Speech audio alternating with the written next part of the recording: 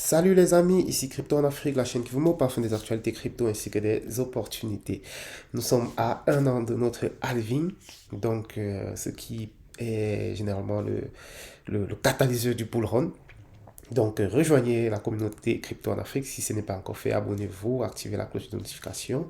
Pensez à nous suivre sur Twitter, on a un groupe Telegram où voilà, on apporte souvent de l'aide à ceux qui en ont besoin. Les liens sont dans la description, bien évidemment. On a aussi une page YouTube et Facebook. Donc, les liens sont également dans la description. On va commencer tout de suite avec le dossier Binance. Alors, CZ qui se fait poursuivre avec Binance contre l'autorité américaine de régulation des produits dérivés. Donc, ils disent que voilà, CZ et Binance, ils ont enfreint aux règles de trading. Ils ont manipulé le marché, machin, etc. Donc, il parle de 2019, je pense, 2019. Quand les règles n'étaient même pas déjà assez claires. Je pense qu'ils apprécient même ça, que les règles ne soient pas assez claires pour pouvoir tirer à gauche, à droite sur le monde. Donc, je pense pas que ce soit quelque chose de vraiment grave. Euh, c'est pas la première plainte contre Binance, c'est du feu. Et puis, ça va continuer, vous avez vu. Ils ont réussi à fermer BUSD parce que c'était implanté aux États-Unis. C'était correct, mais pour Binance, je pense que au pire des cas, Binance s'en sortira avec une caution à payer, je veux dire une amende à payer, ou ils quitteront les États-Unis. Et même s'ils quittent les États-Unis, qu'est-ce que ça va faire? Allons voir tout de suite. S'ils quittent les États-Unis, regardez Binance, 12%, ok? 12%, 12 milliards, pardon, de volume aujourd'hui. Les volumes ont augmenté de 23%, 12%, regardez, Binance US, tu vois, 700 millions et 12 milliards. Donc, on est environ à 5%. Donc, même si Binance US ferme, parce que Binance, ce que les Américains ont, c'est pas notre Binance qu'on a ailleurs là. Donc, si Binance US ferme, bah, ça fait moins 5% sur le chiffre d'affaires ou moins 5% sur un potentiel gain. Donc, ça ne change rien sur Binance, ça ne change rien sur BUSD, ça ne change rien sur CZ.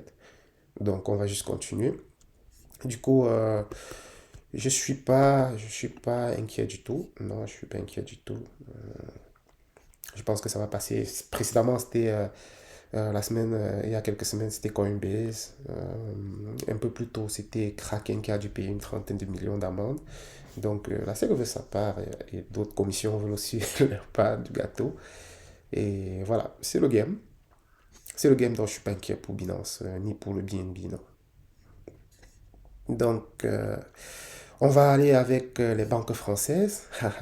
C'est une grosse banque sont, sont accusés ou soupçonnés de fraude fiscale géante. Là, on parle de plus de 100 milliards d'euros. Certains disent que c'est moins, mais chaque jour, on a des différents chiffres. Donc, moi, je pense que, voilà, vous voyez, on a Paribas, BNP, Société Générale, HSBC. Je pense que c'est des trucs qui sont, c'est monnaie courante. C'est juste que ça arrive à un moment où tout le monde est sur le qui-vive, où tout le monde comprend que peu importe qui vous êtes, vous pouvez tomber et très rapidement, en un jour, en une semaine. Donc les gens ont un peu beaucoup plus peur. On est en train de traverser quand même une, une, une, une période quand même assez fragile. La confiance est en train de se fragiliser envers les institutions, envers les actifs, envers certaines technologies. Et je pense que le grand vainqueur euh, de cette crise-ci, ça sera celui qui aura su garder la confiance des investisseurs pendant la crise. Donc, l'actif qui va s'en sortir, peut-être que ça sera l'or, peut-être que ça sera le dollar, peut-être que ça sera l'euro, peut-être que ça sera le bitcoin, mais on ne sait pas. Je vous le dis, mais je n'en ai aucune idée. Mais l'actif qui va garder la confiance de ces investisseurs, je pense qu'il y aura du bon pump après là. Donc, je pense que ces banques, c'est juste du bruit pour écouler les tirages de presse et que c'est des choses qui arrivent et au pire on va leur faire un redressement fiscal 100 milliards pour des grosses banques comme ça, c'est pas c'est pas grand chose, je veux dire, c'est pas quelque chose qui puisse faire tomber une banque. Donc je pense que c'est juste des gros titres. Donc pas besoin de tirer de long en large là-dessus. Donc pendant qu'ils font tout ça, qu'est-ce que fait notre bon ami Bitcoin? Alors, notre bon ami Bitcoin, il s'en fout, il tape 5%, tranquille, voilà, tranquille.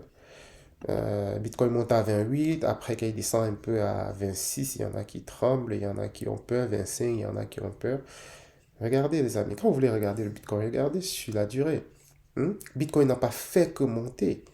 Il est monté, il est descendu, c'est monté, c'est descendu, regardez, c'est monté, c'est descendu, ça monte, ça descend, ça monte, ça descend. C'est la tendance qu'il faut regarder. Bitcoin en tendance haussière. D'accord? Regardez. Vous voyez ce creux où on était? Donc, le marché monte toujours comme ça. Après, on va se retrouver si vous allez vous dire, ah, mais tout ça, ça s'est passé quand? Ça se passe tellement vite. Donc, c'est pour ça que lorsque vous êtes sur le marché, n'essayez pas d'attendre le bon moment. Mettez-vous des objectifs en termes de quantité de jetons et faites votre DCA. Donc, il se peut qu'on revienne encore dans ce creux, je ne sais pas. Il se peut qu'on ne revienne pas. Mais je pense que, vu la situation économique de l'heure, même si on doit revenir dans ce creux, ça sera quelque chose qui ne sera pas en rapport avec la crypto. Ça ne sera pas quelque chose qui sera en rapport avec la crypto. Parce que voilà, le marché a déjà timé toutes sortes de mauvaises nouvelles en crypto. Donc, même la chute de Binance, il y a timé. On a déjà, je dis, pricé. Donc, c'est ça. Alors, comme je disais, je devais vous donner aussi mon avis sur, vous voyez, la crise, le Bitcoin n'est pas en train de sauver les pays en crise. Pourquoi? Parce que, voilà, je pense ils n'ont pas adopté Bitcoin quand il le fallait.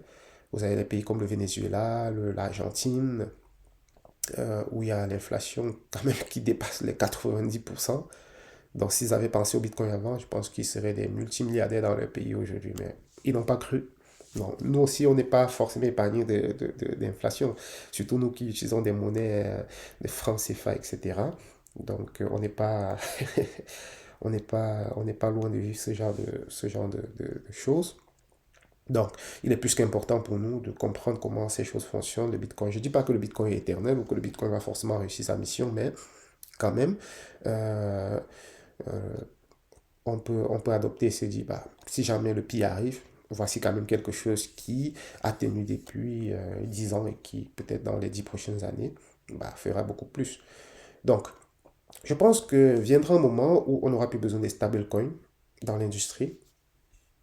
Je pense que viendra un moment où on n'aura plus besoin des stablecoins dans l'industrie et on aura juste le Bitcoin et les altcoins.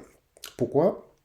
Parce que vu que on a une dépendance avec les stablecoins, c'est le seul élément sur lequel les États peuvent influencer encore le cours des cryptos.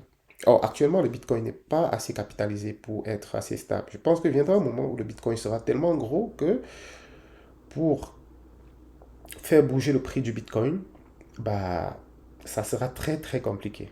Pour faire bouger le prix du Bitcoin, ça sera très compliqué. Ce qui fait que même faire un 5% sur le Bitcoin comme ça pourra se faire peut-être sur l'année. D'accord? Il n'y aura plus de volatilité où le Bitcoin fait 5%, 25% en un jour, moins 20% en un jour. Non. Je pense que on sera rendu à cette étape où on sera capitalisé peut-être 1000 fois plus que ça. Bah, un retrait de 20 milliards sur le Bitcoin ne sera rien du tout. Là, le Bitcoin sera beaucoup plus stable.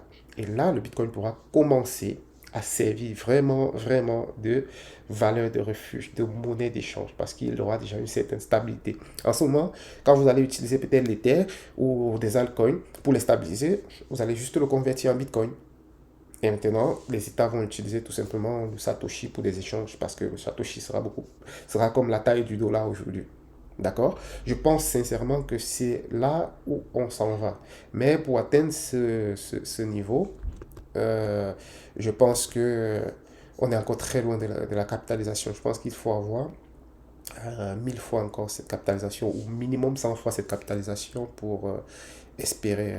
Voilà. Et ça ne sera pas, je le dis comme ça, mais je ne le vois pas dans moins de 15 ans. Donc je crois que rendu là, on sera vraiment libre de tout ce qui est stablecoin. Ça, c'est mon analyse. Dites-moi si ça va dans le même sens que vous. Donc voilà. Alors, ça m'intéresse quand même d'avoir votre avis là-dessus. Donc, vous pouvez mettre juste pause sur la vidéo et puis me dire ce que vous en pensez. Me décrire aussi votre raisonnement sur la chose avant de continuer la vidéo. Et puis, ça me fera plaisir de lire. Donc, autre chose. Donc, alors, on a fait un truc hier. On a fait un truc.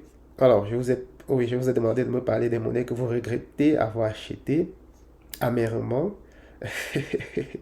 Waouh, on a eu beaucoup de, voilà, on a eu beaucoup de commentaires. Vous étiez trop chaud, vous étiez trop chaud, vous étiez trop chaud. Donc, je vais aussi vous partager quelques. Je n'en ai pas trop en tête, mais déjà, les monnaies que j'ai regrettées, contrairement à vous, c'est pas des shitcoins, c'est des monnaies que j'avais comme gardées pendant le bull market qui n'ont pas trop performé. Donc, j'avais du XRP. J'avais du XRP qui n'a pas beaucoup performé parce que j'en avais acheté. C'est pour ça que je reçois même des airdrops de flair. Bon, finalement, peut-être c'était pas une mauvaise chose. Euh, J'avais du XRP qui n'a pas eu de bull run, regardez. Donc, il n'y a pas eu de bull run. Je l'avais acheté, je crois, je l'avais acheté autour de 40 40 quelque chose. Donc, quelque part là. Et puis, je l'ai revendu, je ne sais même pas. Mais il n'a pas beaucoup performé de toute façon. Donc, il y avait le XRP. Deuxième chose, il y avait, euh, il y avait le VET. Le VET, il y avait le VET, VET, je ne sais même plus quel rang il a, pour le supply chain. Alors, ça c'est encore que vu ça, comme la 4. Donc, lui aussi, alors, il avait quand même performé, mais attends. Je crois que je l'avais revendu. Avant, je l'avais pris quelque part. Du moins, je pense pas avoir fait même 3x là-dessus. Lui aussi, je vois qu'il a bien performé. Peut-être j'étais vite sorti, à moins que je me confonde, mais je crois que c'est bien lui. Hmm, J'avais aussi un jeton qu'on appelait le Ponzi X. Je ne sais même pas s'il existe encore. Ponzi X. Ils avaient migré. Euh, voilà, je crois que ça c'était l'ancienne version. Il était sur Binance, donc il était vraiment bon. Il faisait presque la même chose que DNT fait, télécommunication, machin, je sais plus trop. Voilà. Donc je l'avais vraiment pris, je l'avais pris quelque part ici, autour de 0,019, je pense. Et après, il est monté, et un beau matin, ils ont annoncé la migration. Et après, je ne sais plus trop ce qui s'est passé, ça a commencé à descendre, descendre, descendre. Et, c'est là où les affaires de migration ont commencé à me...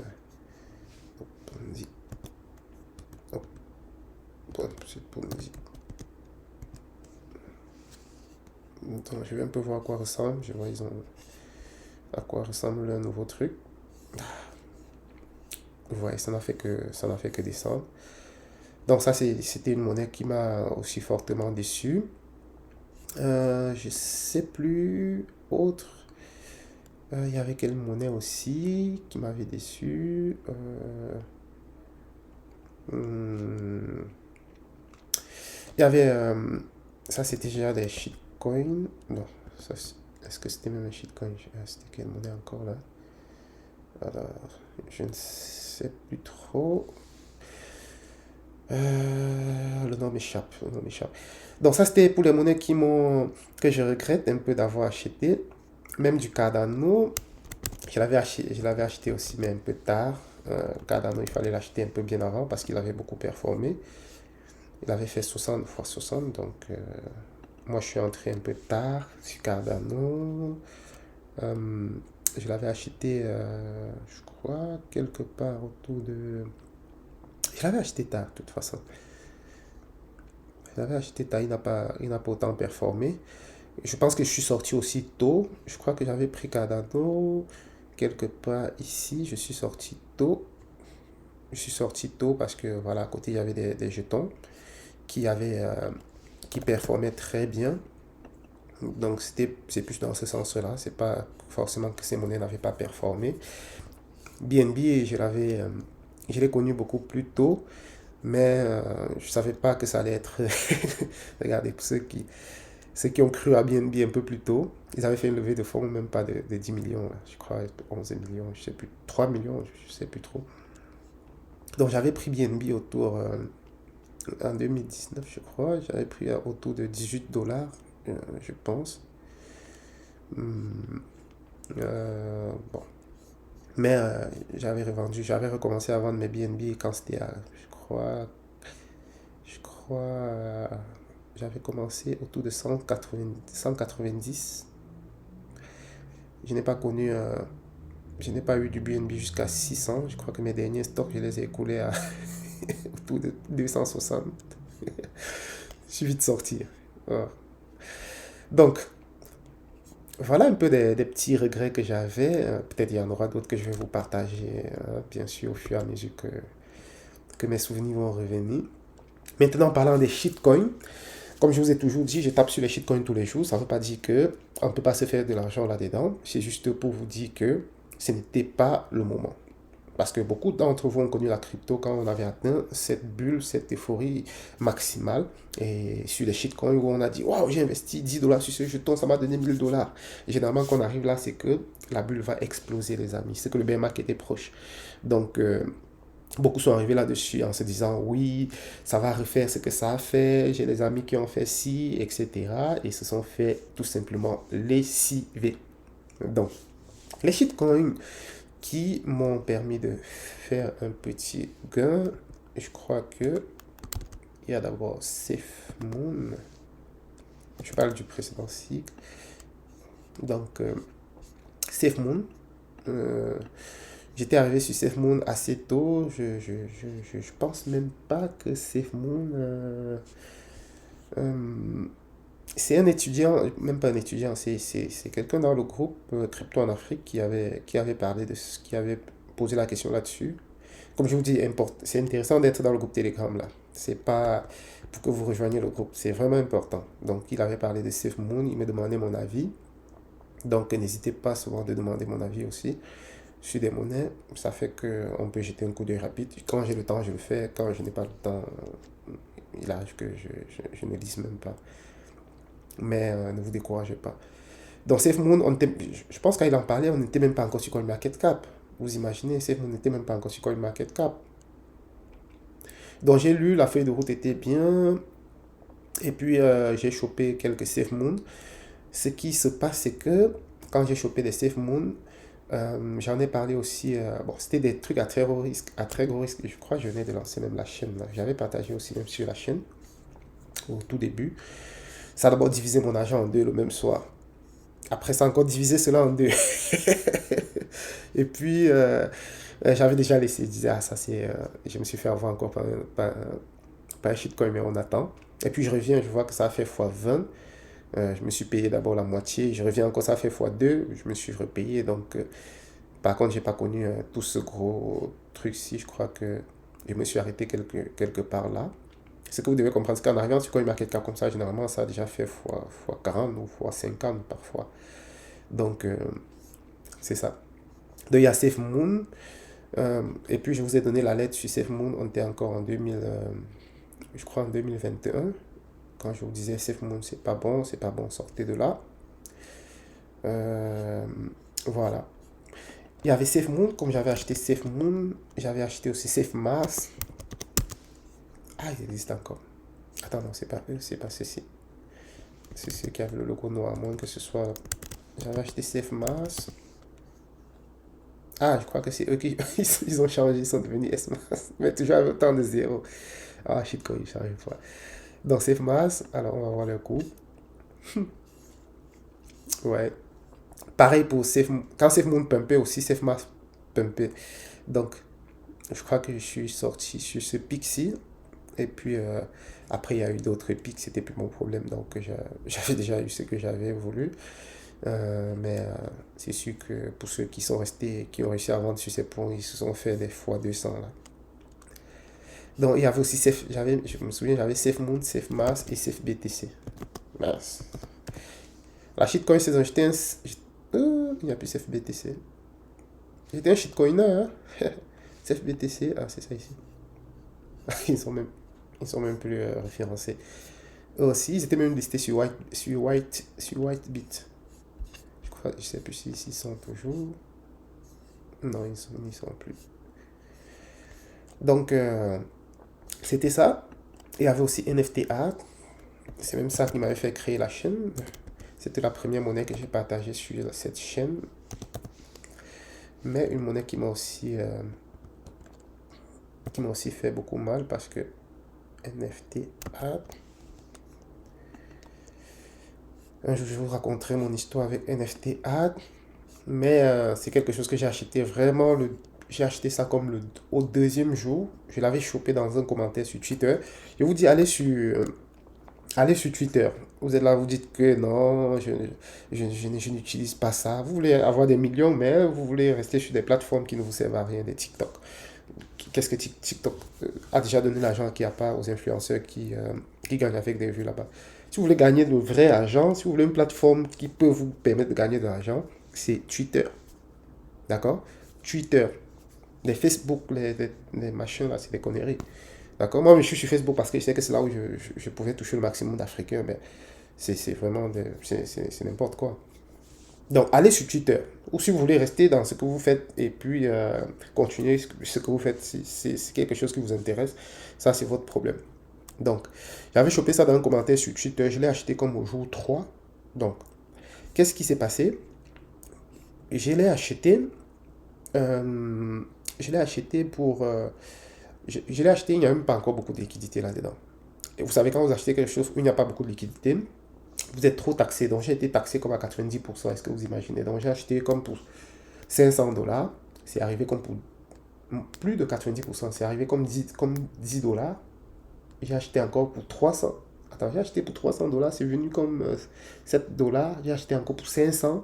Et c'est venu comme pour 10 dollars. Donc, j'avais comme 17 dollars. 17 dollars. Et puis, j'ai dit, ah, ça va.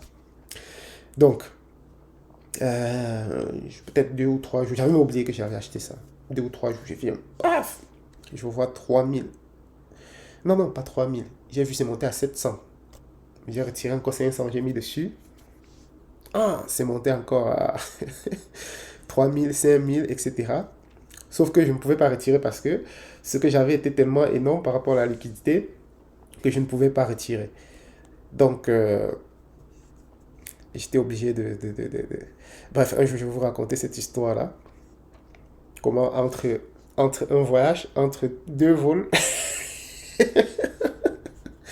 ça s'est divisé en deux. Mais bon, NFTA, c'était quand même quelque chose. J'avais aussi... j'avais Little Rabbit.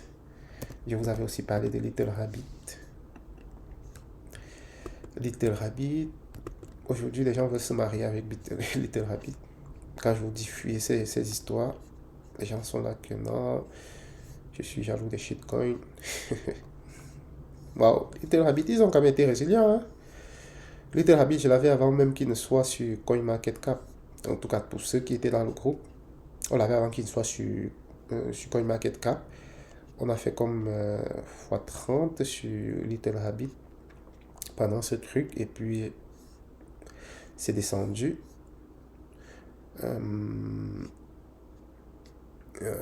Little Rabbit. J'avais aussi du Little.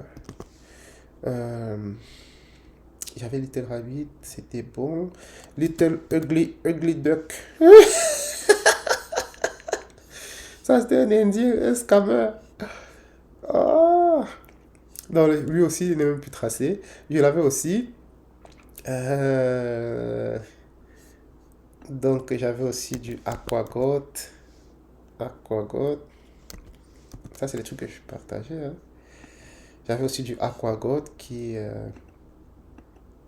Voilà. Aquagot. Oui. Donc.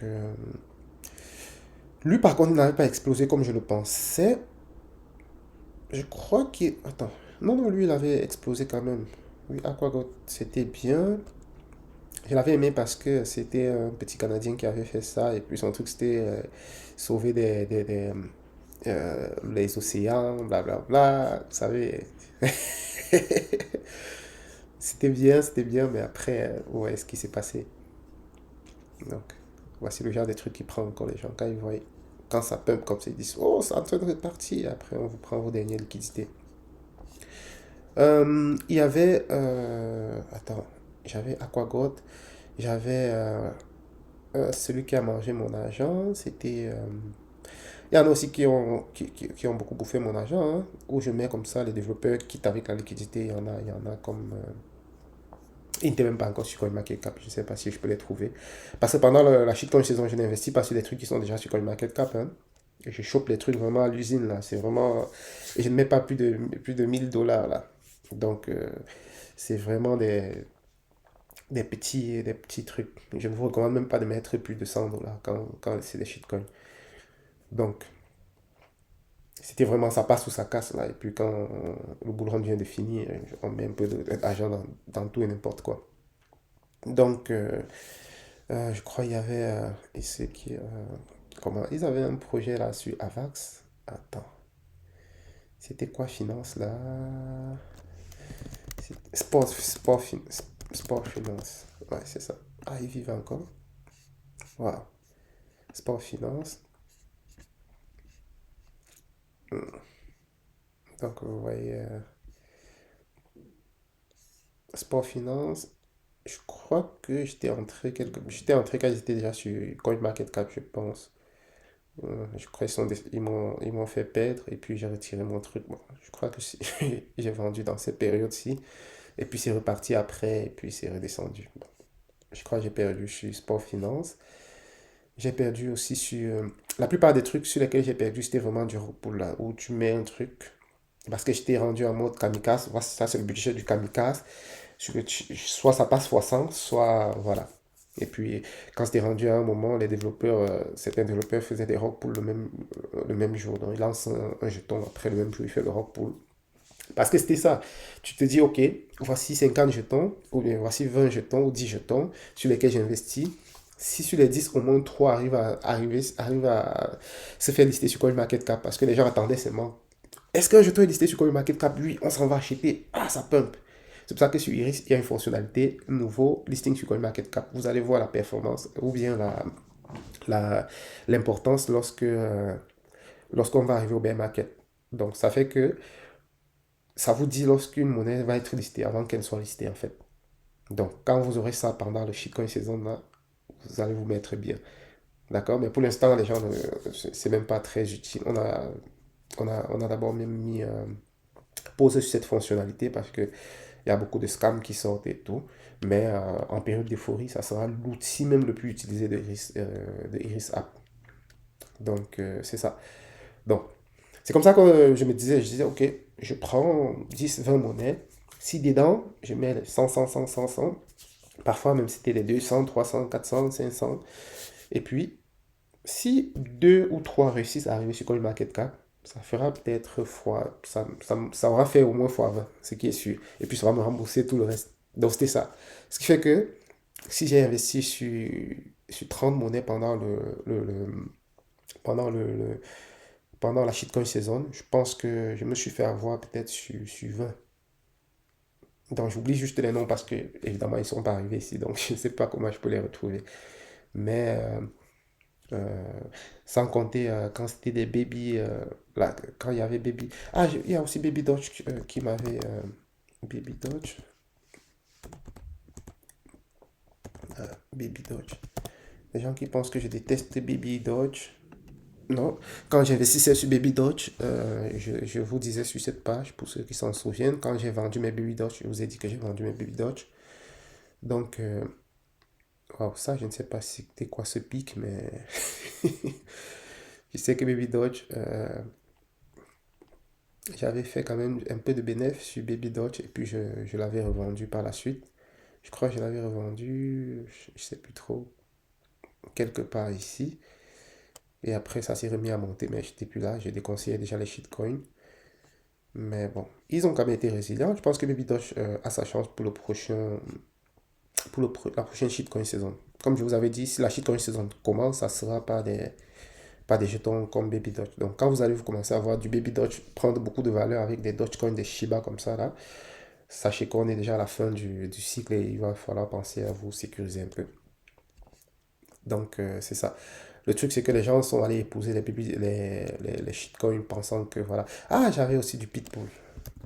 Ah, Mon Dieu. Même 24, j'avais 24 aussi. Hmm. Hop, hop, hop. Euh, hop, je crois que l'écran s'est arrêté. Ça sera un long format de vidéo, donc il faudra vraiment avoir de la patience pour regarder jusqu'à la fin, mais c'est quand même quelque chose que je trouve assez, assez, euh, assez drôle, je dirais. Qu'on reparte un peu dans l'histoire comme ça et puis qu'on regarde des choses qu'on a fait bien, des choses qu'on a fait mal, euh, et que ça nous serve de leçon aussi. Parce que quand c'est la shitcoin saison, on s'est dit que voilà, c'est fini, c'est fini. Donc, j'avais aussi Pitbull. J'ai vu que Pitbull était. Oh, il était revenu en 2022. Pitbull était même revenu en 2022 avant de s'écrouler pour toujours. J'avais du Pitbull. Je crois que Pitbull m'avait aussi mangé mon argent. J'avais aussi 24. J'avais 24, mais 24 m'avait aussi mis bien un peu, je pense. Vous voyez, quand ça. Ah, les 24, c'était déjà les dernières vagues là. Ça veut dire quand ça venait sur CoinMarketCap, il n'y avait plus de trop grosses poussées. Après, c'était. Voilà. Donc, ça, c'était les. Vous voyez, le schéma, c'est le même pour tous ces shitcoins là.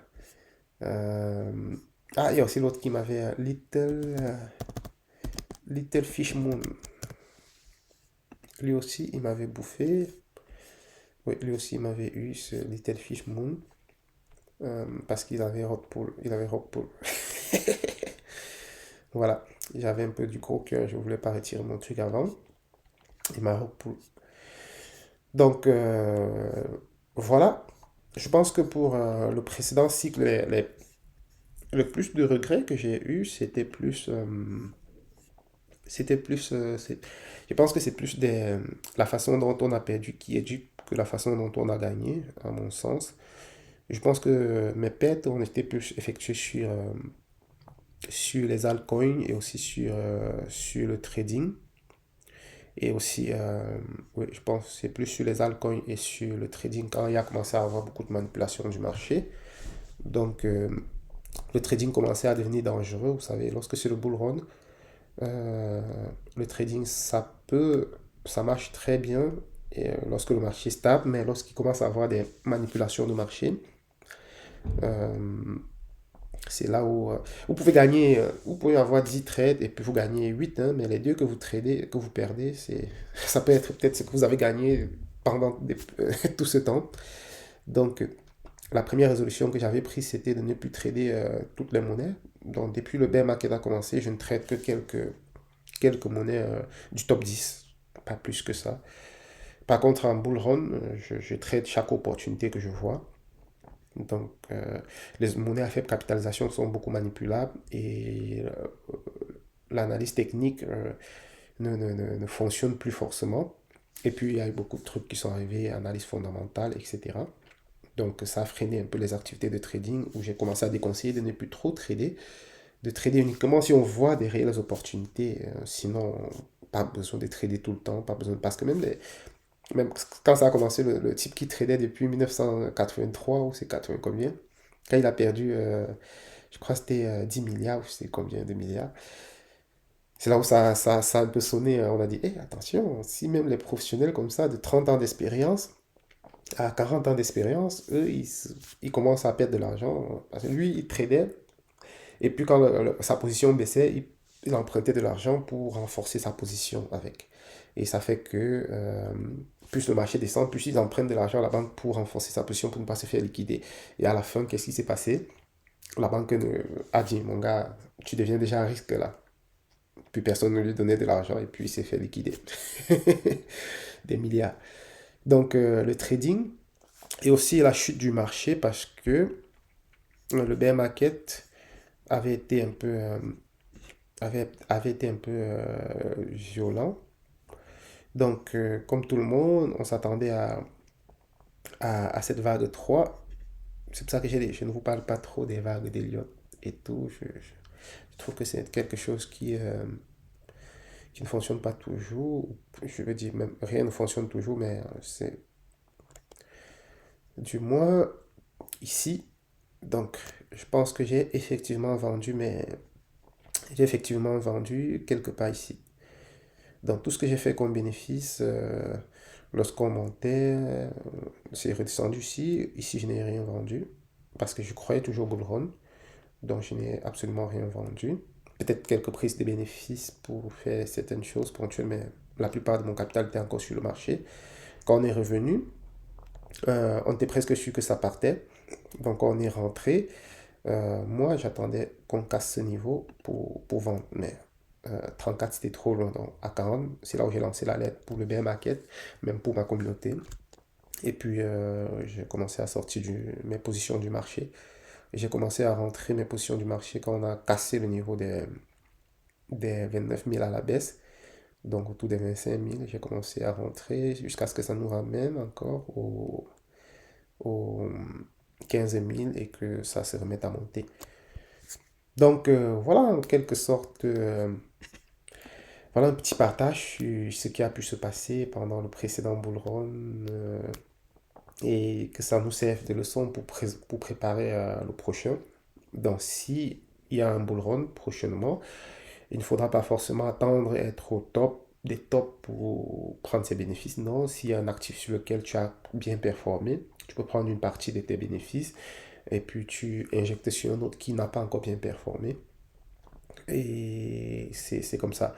Maintenant, il y a des actifs, bien sûr, qu'on ne s'en sépare pas dans mes investissements. Je sais qu'il y a des actifs que, voilà, il y aura du Bitcoin quand on sera vraiment, quand il y aura un montant conséquent.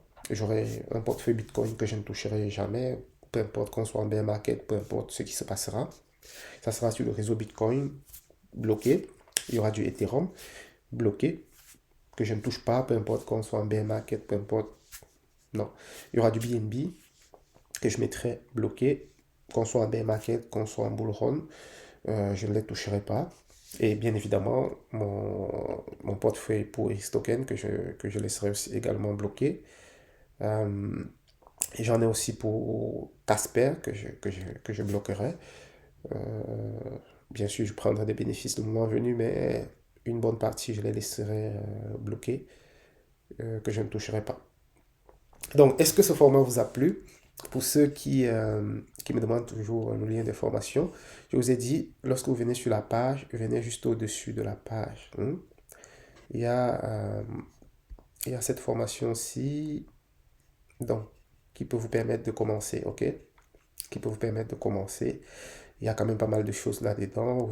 Avec ça, vous avez, si vous faites cette formation-là et que vous êtes quelqu'un qui cherche, qui est autodidacte, vous avez de quoi aller regarder d'autres vidéos sur YouTube, regarder des trucs complétés et vous faire et